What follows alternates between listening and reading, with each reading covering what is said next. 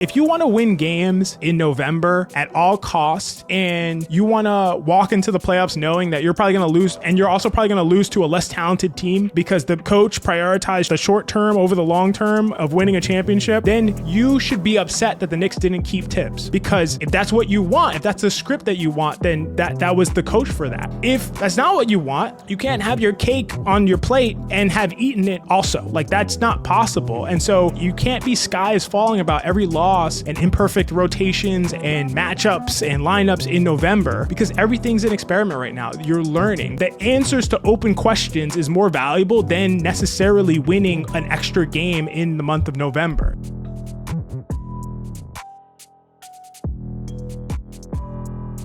This is Hot Hand Theory.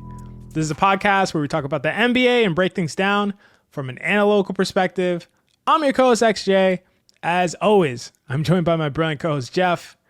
And Geoff, the New York Knicks are kind of weird right now. They're in a weird spot. I don't know how the fan base is feeling about the Knicks right now. It seems hot and cold. As always, I would love if people drop comments to elucidate us and how you all are feeling about the team at this state in time.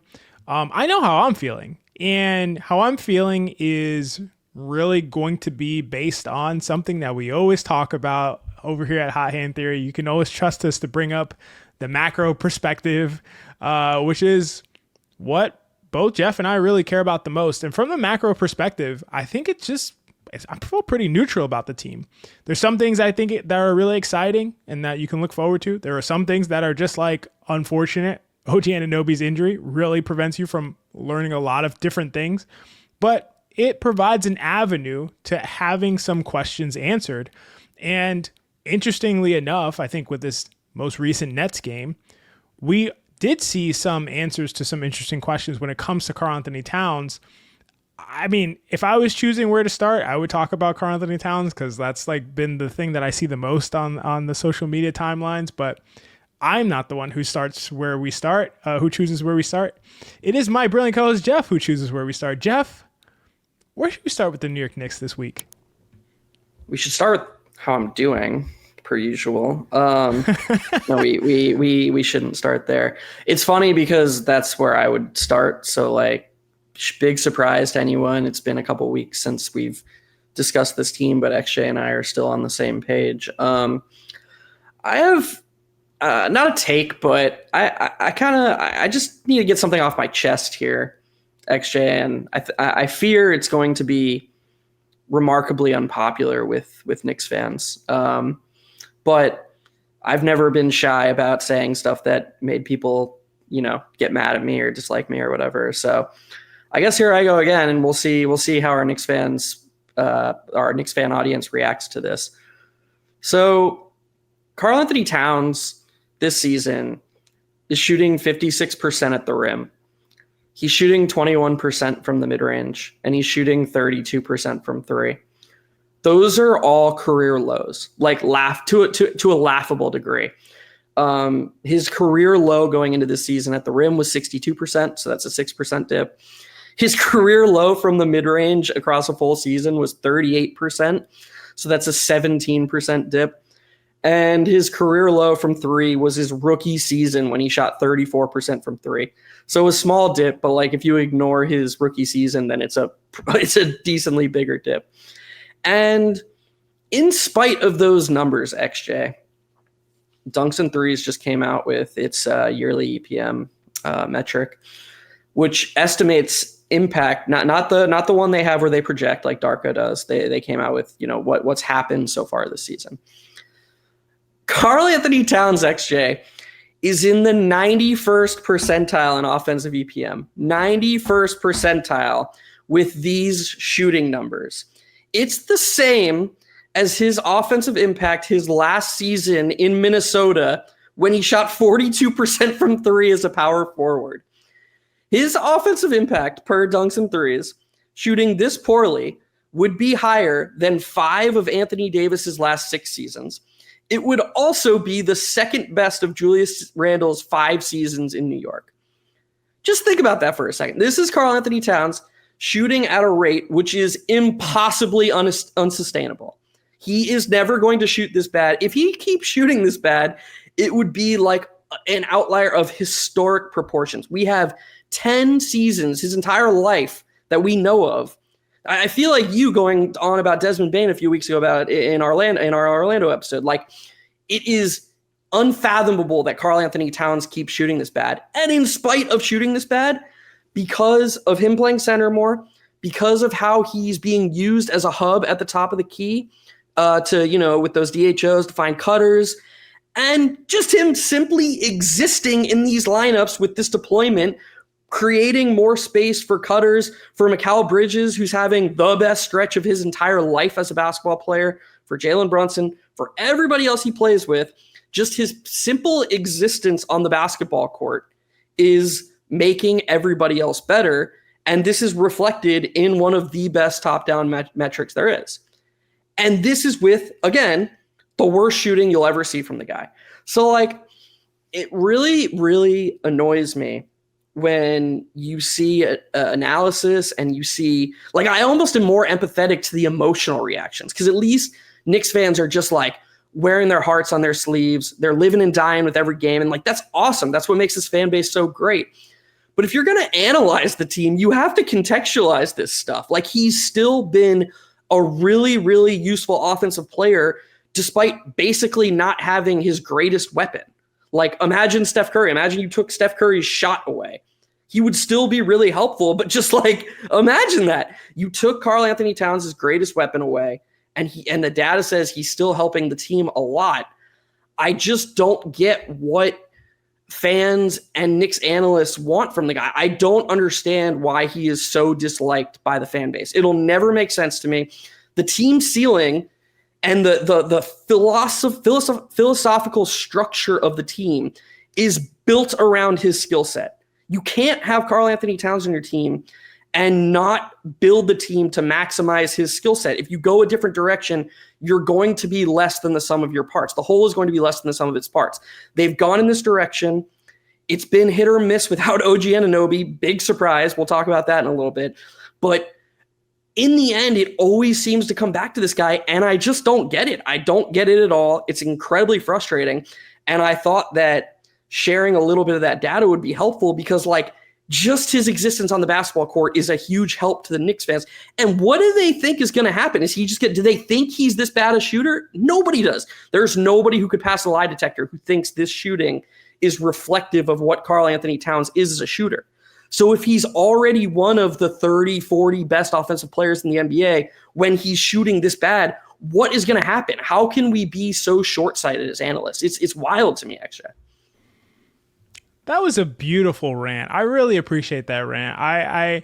You said a couple of things, like, as you went into it, I was like, man, that's literally how I was going to respond to what you just said. So you, like, did your part and my part at the same time. So maybe I could just, you could just do the show solo at this point. No, I agree with all of that. One thing I would amend, I would say it was a 99.9% flawless. One thing I would amend is that you talked about it being Karl-Anthony Towns and taking away his best weapon, which is his shooting. And this is what you see.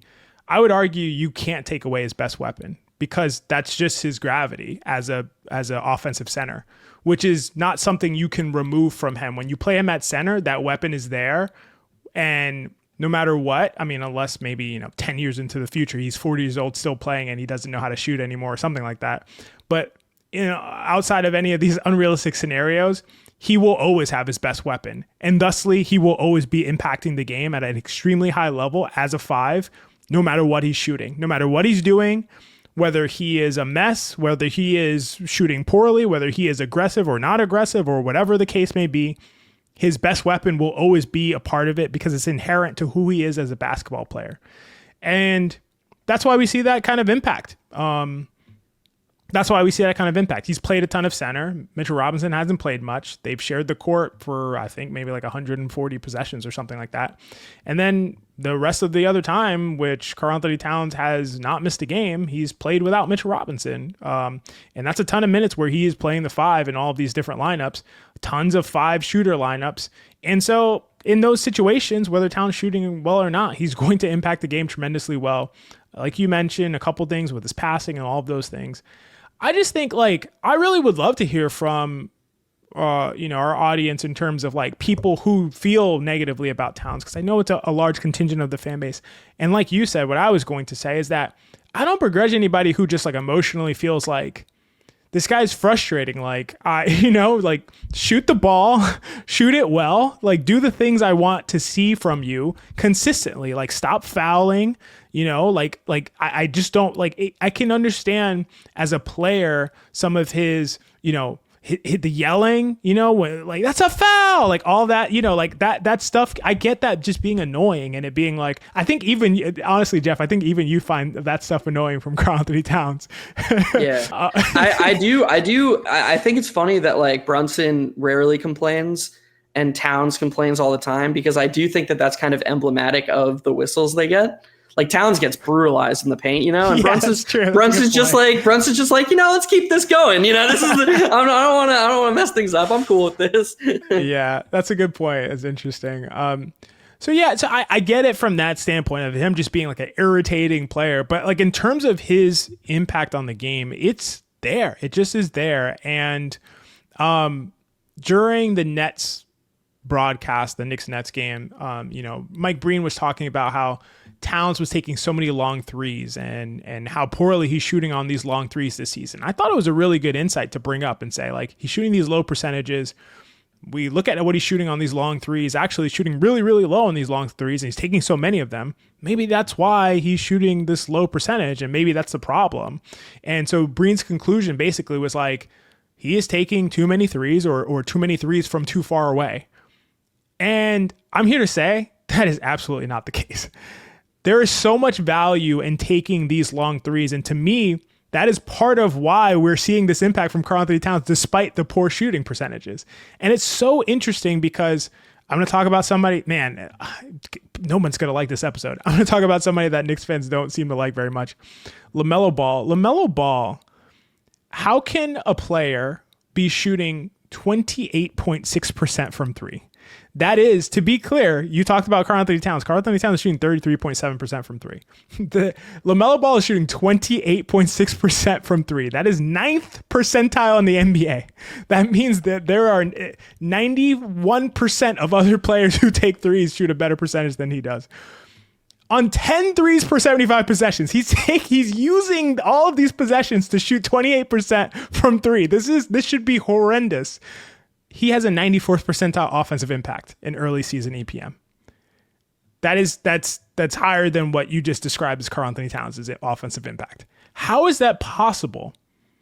It's very similar to what we're seeing from Towns. When you take a lot, either in LaMelo's case, a lot of threes, but have the threat of the three, you can take long threes. Whether you make them or not, it changes the entire way that the defense can play you defensively. It changes everything, because I'm trying to think of how deep we should go into this. This is a hot hand theory. We're going to go deep into it. Whatever. Yeah, I mean, if you had a guy, if Peyton Pritchard expanded his 3/4 shot range, like his ability, his shot making ability from 3/4 of the court to the point where the opposing coach was like, dude, fuck this. Like we're not living with that.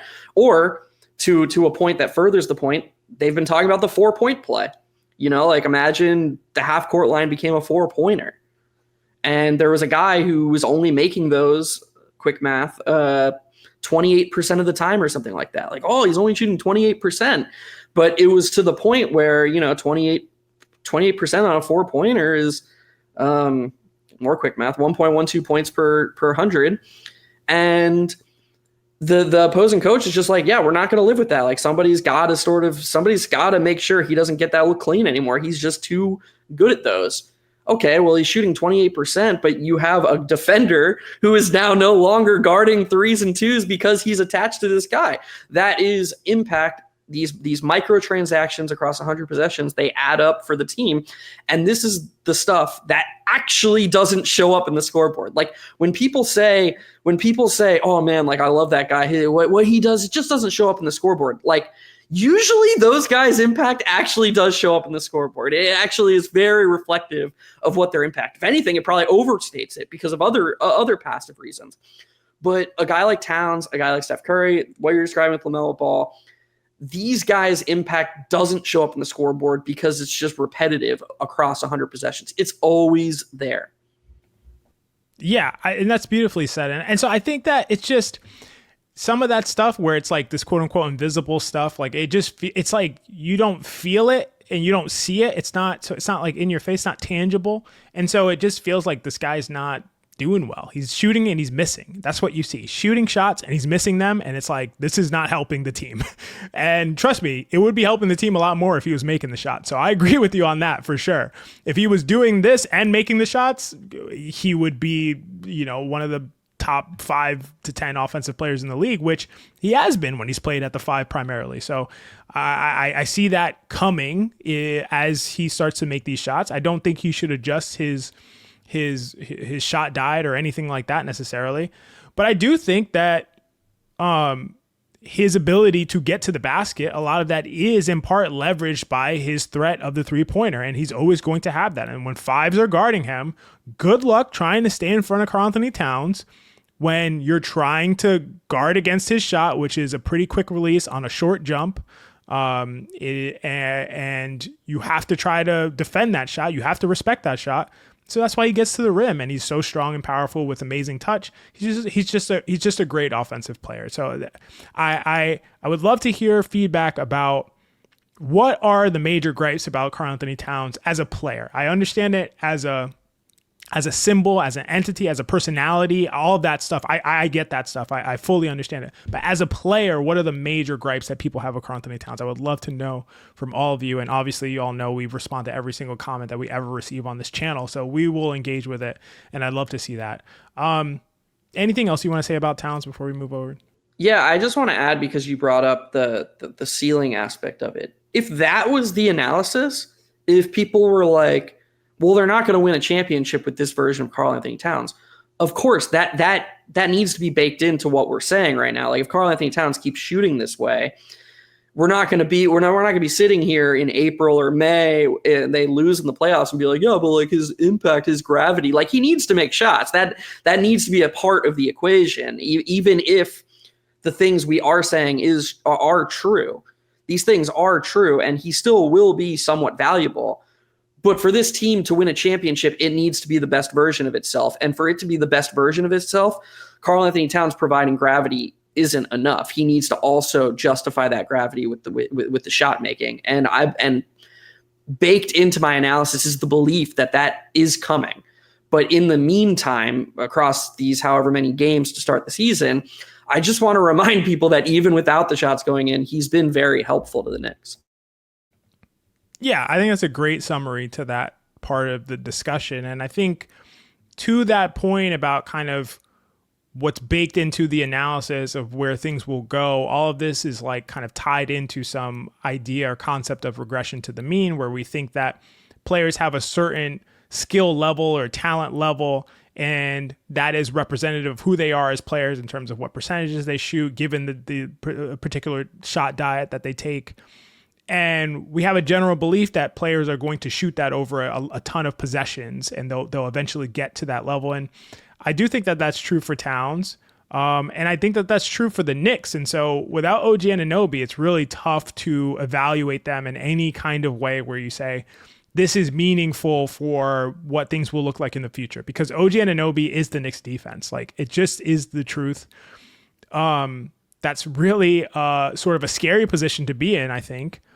In terms of how reliant you are on this player's health, but all teams are relying on their best player's health. Like that's just how it goes. Like, best player is not that OG Anunoby is the Knicks' best player, but their best player's health. So I do think that there are so many what I would call overreactions, and from an analyst perspective, not fans. Again, like, I get, if you're just watching the games and you're just like upset that they're losing, that makes total sense. It's annoying when you're watching them play and you're like, well, they should win this game and they're losing. This is so frustrating. Like, I totally resonate with that and feel that as well.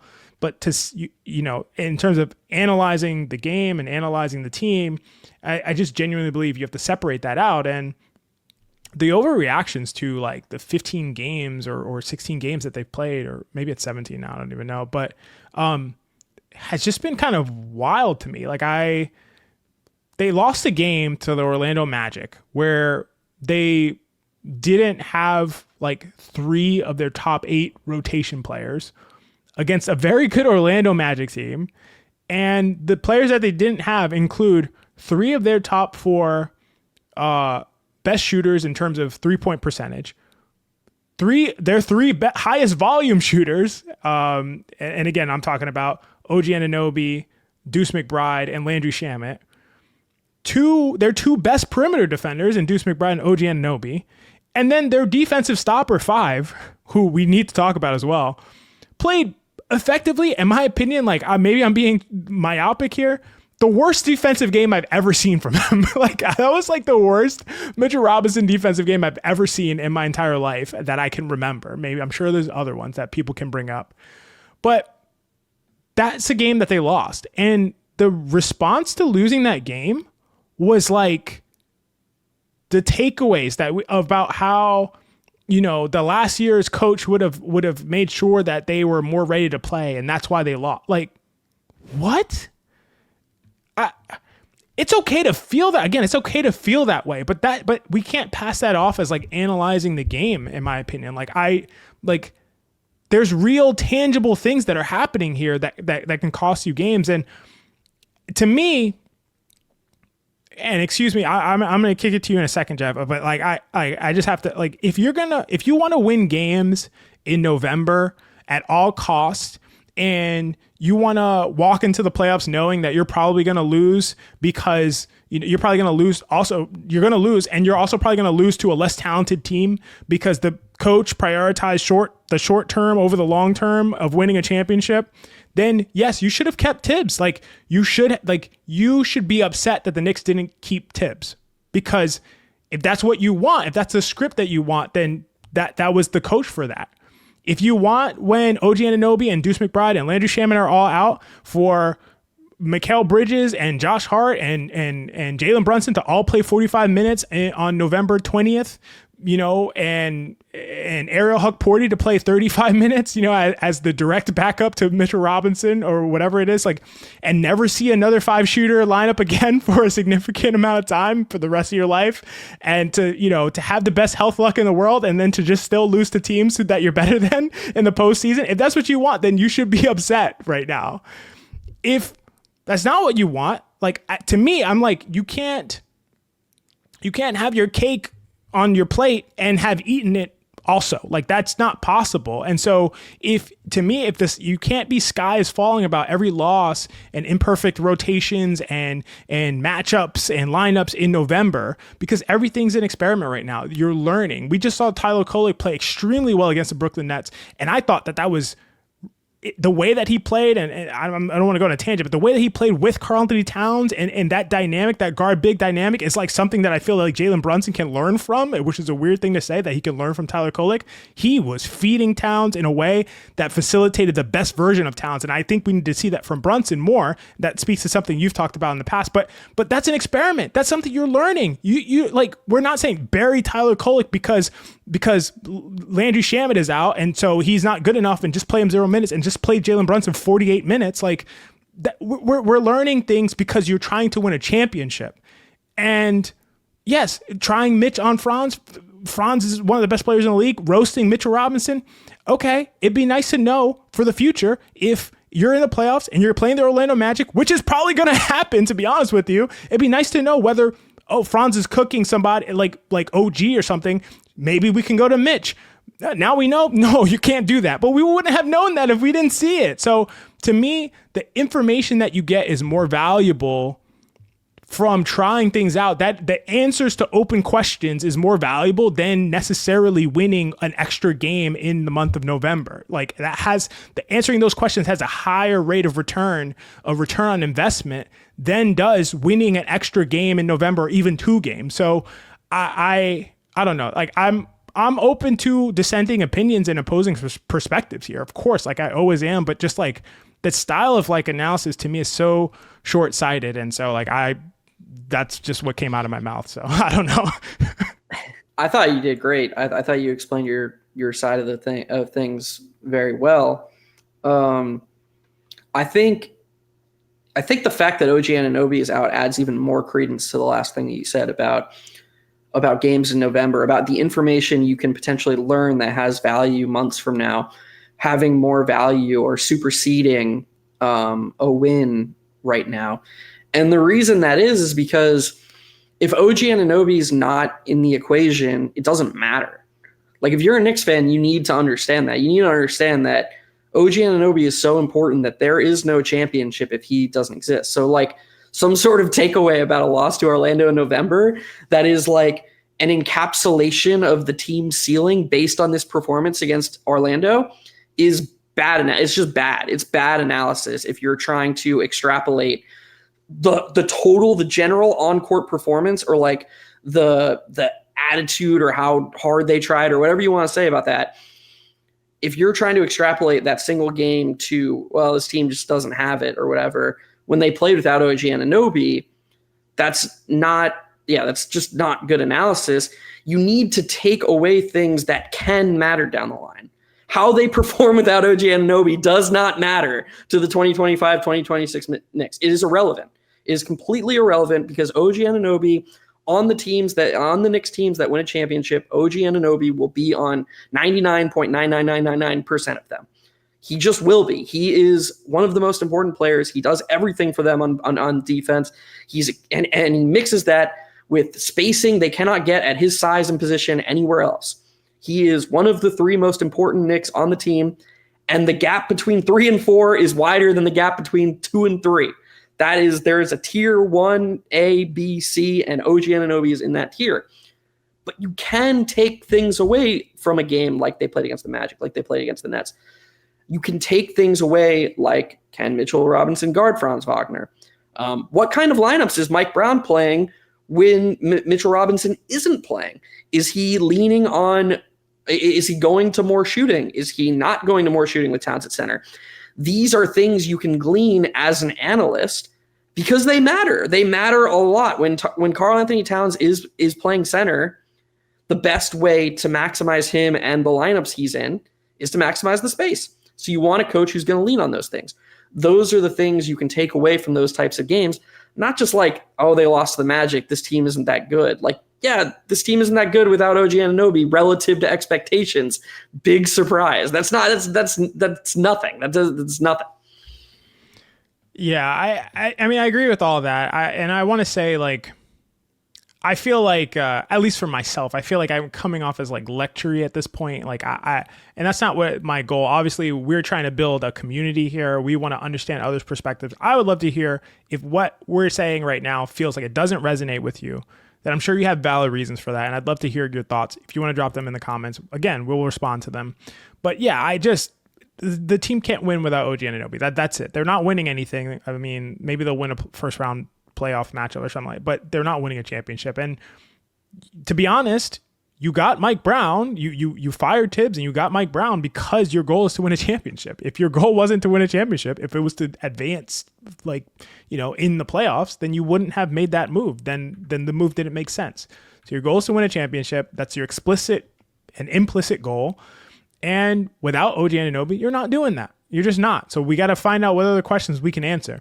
As far as other questions, I'm really curious because we've talked around them a little bit. And we talked about like what this team can't do without OG. I want to know from you what this team can't do without Mitchell Robinson, because I think that, to me, he's not been good defensively. The data supports that. The on-off data, I haven't checked his like early season impact metric, but like estimated plus minus grade. But I'm assuming that comports with what I'm saying here. Geoff is shaking his head. Seems like it's not good. So he hasn't been good defensively, and he's also still not fully healthy. Like he's still on a minutes restriction. There's a world where Mitchell Robinson doesn't come back healthy for this team. Like the percentage chance of that happening feels like to me like it's going up. It feels like he may be on the court, but he may just not be Mitchell Robinson. And that was always a concern with the injuries piling up over the years. Obviously, he's still young. He's just going to be turning 28, but like with those kinds of injuries and lower extremity injuries over and over and over again, like, I don't know. Anything can happen where he doesn't ever fully recover to the point where he is just a much lesser version of himself. And he's just an offensive rebounding sort of specialist and not a defensive dominant five like he used to be. So obviously we agree. You and I both agree. The team's not winning anything without OG Anunoby. What is possible without Mitchell Robinson, or with this version of Mitchell Robinson, or whatever we have going on here? In your opinion, what do you think? So first, I want to start with a little piece of data just to kind of blow your mind here. The Knicks are 10 points better defensively with Mitchell Robinson on the bench than on the court this season. Josh Hart is the only one worse in the on-offs, right? Yeah.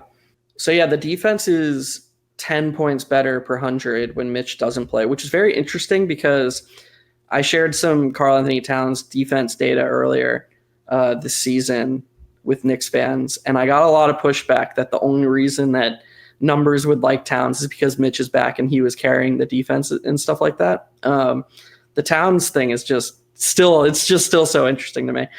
I think that this is another area that you were just talking about regarding these November games, where the Knicks, this might be actually the inflection point of the Knicks season, because I don't believe that if Mitchell Robinson, like, let's just create a hypothetical where Mitchell Robinson is deemed unplayable, whether it's due to injury, whatever it is. Like, it's just like, yeah, he's not going to be in our playoff rotation. I don't believe that you can go into the postseason with Karl-Anthony Towns and Yabusele as your only bigs. Like, I don't see that as a possibility for a championship level team. And the reason I believe that is because I don't think Mike Brown trusts Yabusele very much at all. And Yabusele hasn't really made anything, so he hasn't really given him much reason to, although I do think he's played better in a couple areas the last few games. And where I'm going with all of this is the Knicks need to use these times, these moments, to prioritize figuring out if Yabusele is a part of their long-term plans in this season or not. Because if Yabusele is not in their long-term plans, they need to find somebody else, because that means that Towns is their only big man. That's it. He's the only guy. We've talked intensively about the foul trouble Towns can get into, especially in playoff games. He's very, very well known for that. And if all you have is Towns and a guy you don't really trust, who, by the way, isn't a center, that's something nobody talks about with Yabusele, but you are the one who kind of pointed that out last season. Like, Yabusele maybe can give you some spare 5 minutes as a backup against opposing bench units, but the data just isn't very promising with him as a center. So he's like already not a center. If he and Towns are your only bigs, then that smells trouble to me. And I think that you really, really need to use these games when OG Anunoby's out to find if Yabusele has another level. And if he doesn't, the Knicks need to be very, very aggressive bringing somebody else in, somebody that you do trust more to play 15, 18 minutes in a playoff game. You went exactly where I thought you would go. And because the reasoning is just so sound. If the Knicks aren't a championship level team without Mitch, and not just without Mitch, but without a high level Mitch, not just like the Mitch that we saw against the Orlando Magic, that's not going to do it. So he has to be Mitchell Robinson, as we know Mitchell Robinson defensively. Then they can't win a championship without that player. Then directly, you're banking your championship hopes on Mitchell Robinson's health. I don't know about you, but that makes me extremely uncomfortable if you're saying to me right now, hey, the Knicks could win a title this season, but really, we're going to go all in on Mitchell Robinson's health. And if you call, then I was trying to think of a poker analogy for you, but I couldn't do it. Yeah, let's leave those out of there. But it really is interesting, actually, because it's like there's a whole range of outcomes, and like you can't even just sort by the ones where he's healthy. Like if it's like an XY A/B test, He's healthy. He's healthy. B, he's not healthy.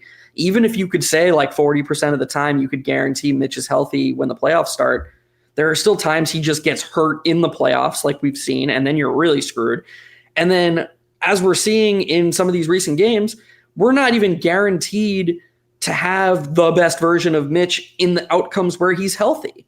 So like reducing all your eggs into this basket where Mitch is healthy and the best version of himself, I don't know. And makes it through 16 games. And makes it through six. Yeah, it makes it through the whole playoffs. Wins, yeah. That's a pretty aggressive. That's a pretty bold play. It's tough. And so that all leads me to my next point or question or whatever you want to call it for you and our audience. And is the Knicks priority right now not just saying like, hey, let's see about Yabusele, like, which is, I agree with you. They need to play more Yabusele more. And like, but I just don't think right now he is going to be the option to say, hey, Mitch is not healthy or Mitch is not playing well. Yabusele will play 25 minutes, 15 of which will come at the 5. Like that's not a championship formula to me either. Coming into the season, not just now based on how he's played, but like coming into the season, I would have said that's very questionable. So if that's the case, the Knicks' priority from now until February needs to be finding a center. Like that's what they have to do. That has to be priority number 1 is finding a center. Do you agree with that, or what do you like? Where would you diverge from with that perspective? No, that has to be their top priority. That and just making sure everybody's healthy. Like the health, the health and shoring up the big man rotation are the top priorities. They have the guards and wings. Like you can, I don't know the extent of Landry Shamet's injury, but I think Shamet's coming back before the season's over. And Shamet was giving high quality minutes on the wing as a shooter and sneakily as a defender. So like you've got Hart, you've got Shamet, you've got Bridges, you've got OG Anunoby, you've got Brunson, you've got Deuce. They've got 6 guys who can play 1 through 3 with OG Anunoby playing power forward a lot of minutes when he's playing, 35, 37 minutes a game in the playoffs. Like they have the 1 through 4. That's it. And I didn't even say Clarkson. I didn't even say who knows what we're going to find out about Kolek this next week or two or whatever. They're fine there. They need to find what they can get from Mitchell Robinson, what they can get from Yabusele. If there's anyone else on the roster who could give them playoff quality minutes as a center, and they need to figure that out by the end of January so they can be aggressive in finding the answer elsewhere if they don't have it on the roster already. I'm going to ask you a loaded question maybe. And so I'm going to force you to answer this, unfortunately. Is a potential answer here Anthony Davis, who obviously comes with his own health concerns, but obviously if healthy is one of the best centers in the league. And if you add him to this core, let's say just in this hypothetical world, this hypothetical universe, you're not trading Karl-Anthony Towns, you're keeping Karl-Anthony Towns and you're adding Anthony Davis. I don't even know if that's possible with the cap, but in that world, that would be the best team in the East by far and pushing against the Oklahoma City Thunder for the best team in the league, I'd imagine.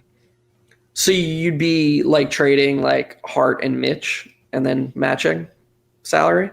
Yeah, exactly. Hart and Mitch matching salary, and then whatever assets you have, all of them. Man, that's a really good team. Davis is so weird, man. It's like are you lower on AD? No, I'm sure he's a great guy. He just doesn't want to play. Not his personality, but yeah, I meant the basketball players are strange. He's just like a quirky player to analyze because like he doesn't want to play his best position. So how do you square that? Is Towns the answer? The fact that Towns is kind of a center but he doesn't protect the rim. Like Davis would still have to be the defensive center. That would be you just trick him. You just say, "Oh no, don't worry, Towns is a center, dude. You're good. Yeah, you're the power forward. Just stand. Our power forwards stand over here, though. Like that's the only thing." I guess, yeah. So that is a world where they go like 7 deep with Deuce and Shamet as the bench. I don't know. I like the Knicks depth. I don't know. It's tough. And you really caught me off guard here. I did not expect that. I don't even know if that. So I don't even know if this is possible. Like, it's just like you hear the AD stuff, and but everybody wants to trade Towns for AD. I know everyone wants to trade Towns for AD. To me, if you trade Towns for AD, you're throwing in the towel. Like, you're not winning with that team. Like, you're not. I don't think that team's gonna win. Like, the spacing's too bad. Then you're still again back to relying on Mitchell Robinson, like in the same situation that you were in before, but just the high ceiling case outcome is just worse than it was before. Like, I don't see why that would be preferable. What'll happen, XJ, is they'll trade Towns for AD, and then like Mitch will get hurt, and so Davis will be forced to play center just by like. And they'll accidentally be good. It'll be like the Nico Harrison. Yeah, but then you don't have Karl-Anthony Towns. It's weird. Yeah. Like, okay, well now you upgraded from Mitch at the center position, and then just eliminated one of the best offensive weapons in the world that was playing your 4 before and backup 5. So I don't see how you'd be better. Dude, Brunson, Deuce, McCall, OG, Davis is sick. That is a sick squad. Yeah, that would be a really good team. with Hart and Shamet off the bench. Like if they were guaranteed to not start Mitch, and they were like, "Hey Mitch, like we need you to just give us like 6 to 8 high effort, high energy minutes a half when Davis is sitting," and you just ran an 8-man rotation of Brunson, Deuce, McCall, OG, Davis with Shamet, Hart, and Mitch. Yeah, but you just talked about how AD doesn't want to play the 5. Like, I know, but just hypothesizing a thing that he doesn't want to happen. But I do. I will say this. Davis doesn't want to play center. We know that. New York is different. New York and competing in New York. You're telling me if his agent was like, "Dude, you don't got to be in Dallas. You don't got to be in this terrible situation in Dallas anymore." They don't want you. Their fans don't want you. Their fans are ready to give Cooper Flag they want to get rid of any last remnants of Nico Harrison. You are it. You and Caleb Martin. you and Caleb Martin are it. And dude, like Caleb Martin, he's on his way out too. Like those dude, I can't believe they traded Quentin Grimes for him. I can't believe it. Yeah, I think that somebody could go to Anthony Davis and be like, dude, the Knicks, the biggest, you will be playing in the biggest media market in the world. You got to play center, though. I think he'd do it, but that's just total speculation. That's fair. And this was a little bit of a sidetrack. I did want to talk about the AD thing for just a little bit, but like, I do think if what your conversations as Knicks fans to me really should just entail, like, who are the centers available? Who can we potentially get, like practically acquire? And what would those deals look like by the trade deadline? And that really is, to me, where the future conversations start and end as far as trying to win a title this season. It's not, is Karl-Anthony Towns too soft or any of those, like, to me, those conversations are distractions from what the actual thing is of how are you structuring this team? How are you engineering this team as you move forward through the season to maximize their opportunity to win a title? Last season, we talked about coaching and deployment. This season, it is about acquiring that 5 who is going to be able to make this all work, because you can't rely and bank on Mitchell Robinson being healthy and being at the highest level. You just can't. I think we've learned that already. Can I say my actual answer? You know it. Yeah, I know. It's Drew Eubanks. It's Drew Eubanks, yeah. I think they're going to be able to... Okay, I didn't know you were going to actually say him again, but yeah, go ahead. I think they're going to... No, I wasn't going to say Drew Eubanks. Dude, he like randomly shoots threes in Sacramento. It's so funny. They run these no spacer lineups, and then Eubanks is the spacer. It's like, dude, they don't know what's going on in Sacramento. It's crazy. Brook Lopez. I think they'll be able to get Brook Lopez for nothing. Yeah. I think the Clippers are headed for a spot where they're just going to be happy to get rid of all of their their old guys, and I don't even know what they're doing. Because aren't they giving their pick to OKC this year? It's like, isn't everyone giving their pick? Why are we even covering this sport? Let's just like freeze ourselves and wake up in 7 years or something. No, I think Brook Lopez would be a really good get for the Knicks. Can protect the rim. We know that. He can hit threes. We know that. He can give them he can play a little bit with Towns in a way that like doesn't totally nuke Towns' greatest gift. So he and Towns can spend a couple minutes on the court together, and then he can play all the non-Towns off the bench center minutes. And I want to give one last thought here, because I see an outcome where Mitch just turns it around.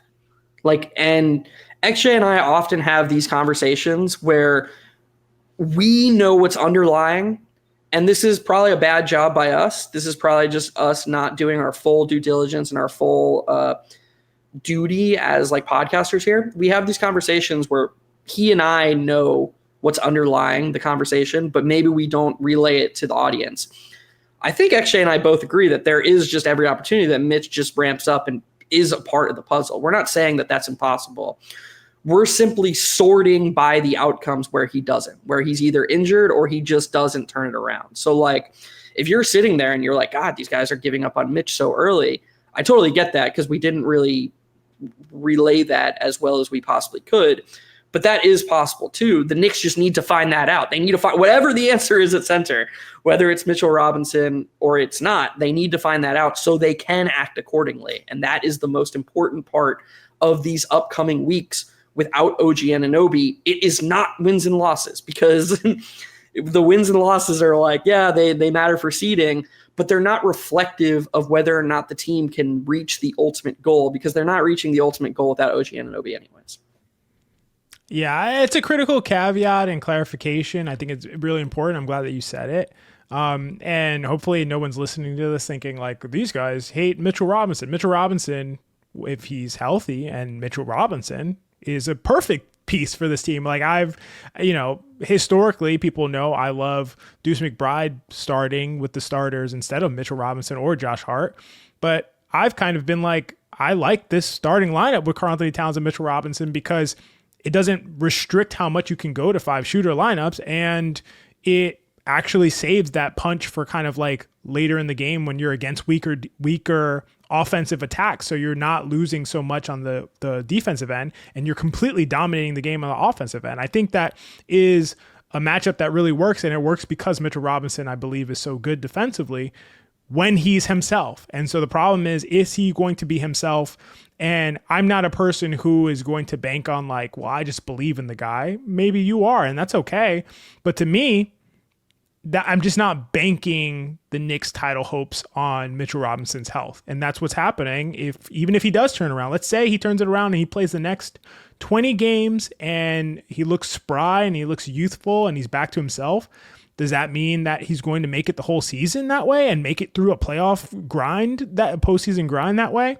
It doesn't mean that. And so I think you have to have contingencies. So I like the Brook Lopez option.